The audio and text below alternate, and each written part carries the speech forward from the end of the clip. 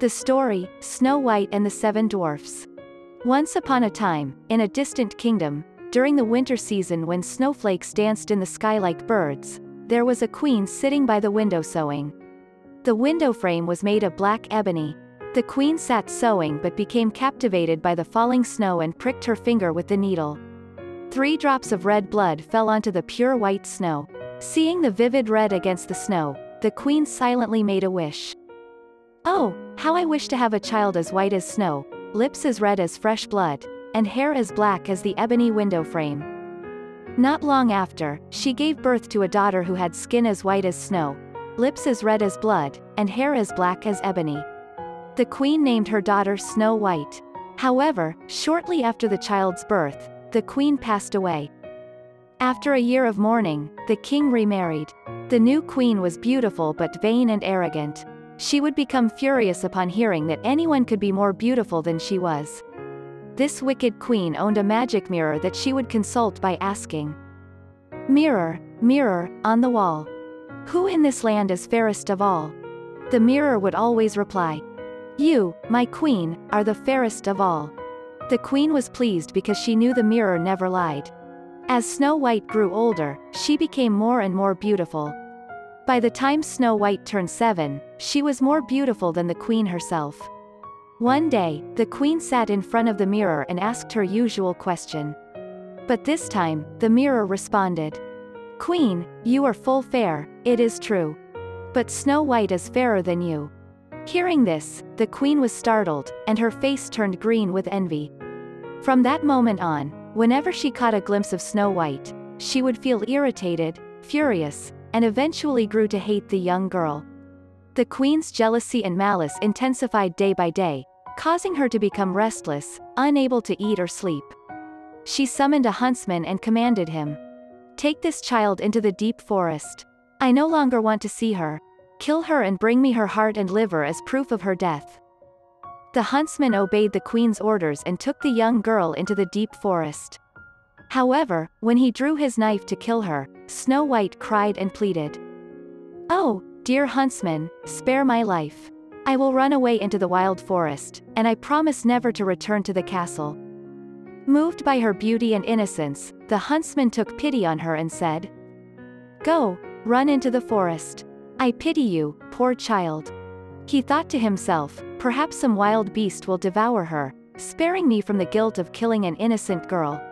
But regardless, he felt relieved not to have to carry the burden of murdering an innocent child. Just then, a young wild boar approached them, and the huntsman killed it, taking its heart and liver back to the queen as evidence. The wicked queen, believing it to be Snow White's organs, commanded the kitchen maid to cook them. The queen firmly believed she was consuming Snow White's heart and liver. Meanwhile, the unfortunate girl wandered alone in the vast, dark forest, frightened and lost. She looked at the trees and grass, unsure of what to do. Suddenly, she bumped into a thorny bush and sharp rocks, but none of the wild animals dared to harm her. Snow White kept running, running until it grew dark. It was then that she noticed a small cottage and decided to seek refuge inside. In the house, everything is tiny, cute, and clean to the point that nothing can be criticized. In the middle of the house, there is a table covered with a pristine white tablecloth. On the table, there are 7 small and lovely plates, each with a tiny spoon, a tiny knife, a tiny fork, and beside them, a small and lovely cup. Against the walls, there are 7 small beds lined up, each bed covered with a white snowy sheet. Hungry and thirsty, Snow White ate a little bit of vegetables and cake from each plate and took a sip of wine from each cup so that no one would miss out. After running away in the forest all day, she was exhausted and wanted to lay down and sleep, but the beds were either too long or too short. Only the 7th bed felt just right, so Snow White lay down and fell asleep. When it was pitch dark, the owners of the small house returned. They were the 7 dwarfs who usually worked in the mines, digging for iron inside the mountain. They lit 7 beautiful lamps, and as the light illuminated the entire house, they felt as if someone had entered because things were no longer in the same order as when they left the house for work. The first dwarf said, "Who sat on my beautiful chair?" The second dwarf said, "Who ate from my small plate?" The third dwarf said, "Who ate my cake?" The fourth dwarf said, "Who tasted the vegetables on my plate?" The fifth dwarf said, "Who took my tiny fork and used it for cutting?" The sixth dwarf said, "Who took my lovely knife and used it for cutting?" The seventh dwarf said, "Has someone drunk from my beautiful cup?" The other dwarfs rushed to their beds and exclaimed, "It seems someone has slept on my bed." When the seventh dwarf looked at his bed, he saw Snow White sleeping. So, he called the other dwarfs to come. They were all surprised, and they held their lamps to see Snow White and exclaimed, "Wow, she is so beautiful." All 7 dwarfs were very happy and decided not to wake her up but let her sleep. The 7th dwarf had to sleep on his friend's bed, each taking turns for an hour, and thus the night passed. When dawn broke, Snow White woke up and saw the 7 dwarfs standing around her, which frightened her. But all of them were friendly and intimate, and they asked her, "What is your name?" She replied, "My name is Snow White."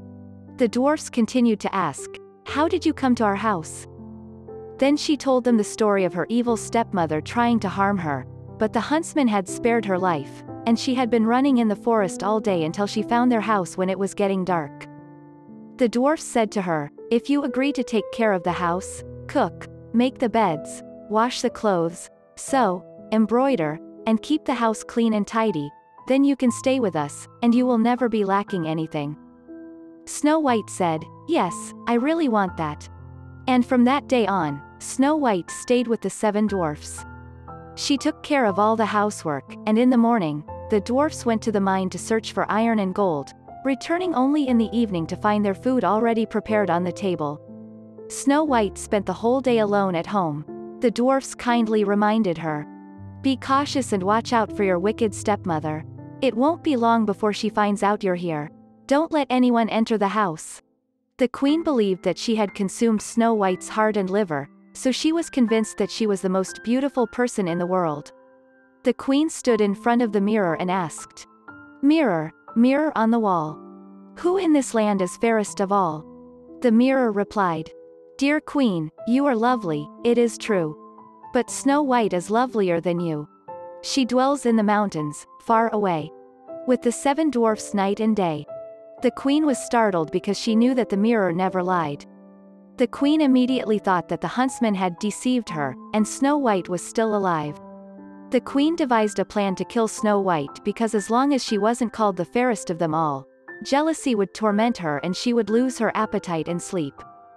After the queen came up with a plan, she disguised herself as an old peddler woman, unrecognizable to anyone who saw her. In this disguise, she crossed 7 mountains to reach the house of the 7 dwarfs. She knocked on the door and called out, "Good goods, beautiful goods, anyone interested? Come and buy." Snow White peeked her head through the window and asked, "Hello, what do you have to sell?" The old woman replied, "I have excellent goods, beautiful goods, colorful belts." As she spoke, she pulled out a multicolored belt woven with silk. Snow White thought to herself, "This old lady seems honest. I can let her into the house." Snow White opened the door and bought a beautiful belt from the old woman. The old woman said, "My dear, you seem to struggle with tying the belt. Come here, and I'll tie it beautifully and carefully for you." Snow White had no hesitation and stood in front of the old woman, who proceeded to tie the new belt tightly. Suddenly, Snow White felt suffocated and fell unconscious. The old woman said, "Now you are only the beauty of the past." Then, the old woman hurriedly left. When evening came, the 7 dwarfs returned home and found their beloved Snow White lying motionless on the ground, as if dead. They were deeply worried. They lifted her up and noticed the tightly tied belt. Using a knife, they cut the belt, and Snow White began to breathe faintly and gradually regained consciousness. After hearing Snow White's account of what had happened, the 7 dwarfs told her, "That peddler old woman was undoubtedly none other than the wicked queen. You must be careful. When we are away, do not let anyone enter the house." Upon returning to her palace, the wicked queen stood in front of the mirror and asked, "Mirror, hanging on the wall, in this land, who is the fairest of all?" As usual, the mirror replied, "Dear queen, you are exceptionally fair. But Snow White is fairer, beyond compare. She dwells in the mountains, far away, with the 7 dwarfs night and day. Upon hearing this, the queen's anger boiled, and she knew for sure that Snow White had come back to life. The queen said, "Fine, I will devise another plan to send you to your doom." Using her dark magic, the queen created a comb soaked with a poisonous potion. She disguised herself as a different old woman and, once again, crossed the 7 mountains to reach the dwarf's house. She knocked on the door and loudly proclaimed, "Good goods, beautiful goods, anyone interested, come and buy." Snow White peered out and said, "Old lady, please go away. I'm not allowed to let anyone inside." The old woman said, "But surely no one would mind if you take a look at this comb?" Then she held up the comb soaked with the poisonous potion. Snow White was captivated by the comb and forgot all the warnings. She hastily ran to open the door. Once the agreement on the price was settled, the old woman said, "Now let me comb your hair, and I will make it look beautiful." The poor girl had no suspicions, and she allowed the old woman to comb her hair. As soon as the comb touched Snow White's head, she fell into a deep sleep, poisoned by the potion, and collapsed unconscious. The wicked old woman said, "Now the fairest one in the land has gone to the realm of death." After uttering these words, she left. Fortunately, it was almost dusk, and shortly after, the 7 dwarfs returned home. They found Snow White lying lifeless on the ground. They immediately suspected the evil stepmother. They searched and found the comb soaked with the poisonous potion in Snow White's hair. As soon as they removed the comb, Snow White awakened and recounted the events that had transpired. Once again, the 7 dwarfs advised her to be cautious and not to open the door for anyone who came by. Returning home, the queen looked into the mirror and asked, "Mirror, mirror on the wall, who in this land is fairest of all?" As usual, the mirror replied, "Dear queen, you are so fair to see. But Snow White is fairer still than thee. She dwells with the dwarfs in their cottage small, far off in the forest, beyond recall." Hearing these words, the queen trembled with anger and exclaimed, "Snow White, you must die, even if it costs me my life." Afterward, the queen went to a secret room in the castle where nobody ever set foot. She prepared a poisonous potion and dipped a ripe, red apple into it. The apple looked delicious, tempting anyone who saw it. However, whoever took a bite would instantly die. Once the potion was ready, the queen disguised herself as a peasant woman, wearing plain clothes and smearing dirt on her face. She journeyed across 7 mountains to reach the cottage of the 7 dwarfs.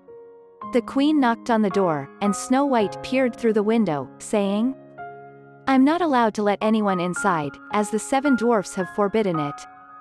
The disguised queen replied, "That's all right, I'm selling apples today at a cheap price. Here, let me give one to your child." Snow White refused, saying, "No, I'm not allowed to accept anything." The old woman persisted. "Are you afraid of eating something poisonous? Look here, I'll cut the apple in half. You can have the red, ripe part, and I'll eat the white part." The apple was cunningly prepared, with only the red part soaked in the poison. Snow White, enticed by the delicious-looking apple and seeing the old woman eat the other half without harm, couldn't resist any longer. She reached out and took the poisoned half. As soon as she bit into it, she fell down lifeless. The queen, with a sinister gaze, laughed triumphantly and said, "As white as snow, as red as blood, as black as ebony.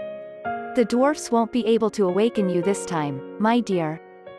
Upon returning to the palace, the queen immediately approached the magic mirror and asked, "Mirror, mirror on the wall, who in this land is fairest of all?"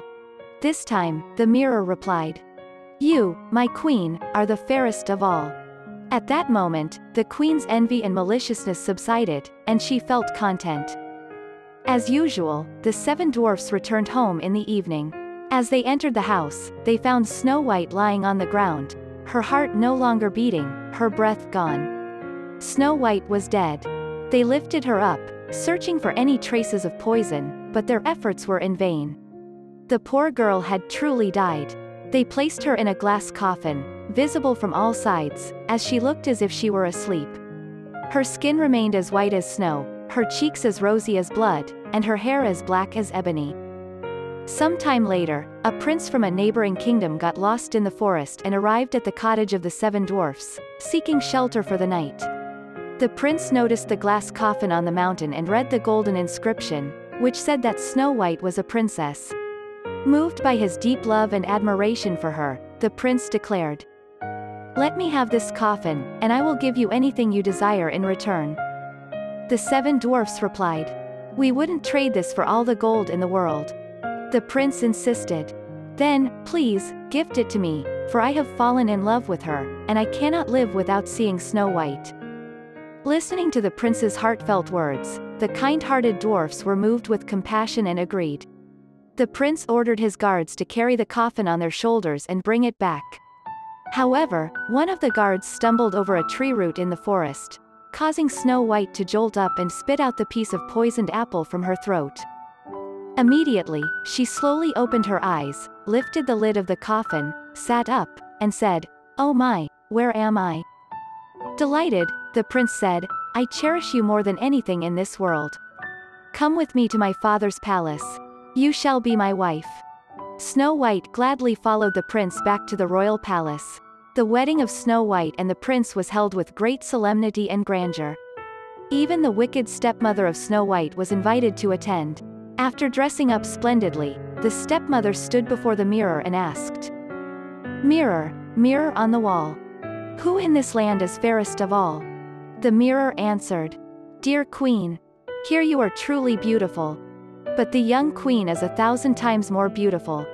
Enraged, the wicked stepmother screamed, becoming fearful and unsure of her fate. Initially, she had decided not to attend the wedding, but she couldn't sit still. Tormented by jealousy, she wanted to see the young queen's face. Upon entering the room, the stepmother immediately recognized Snow White.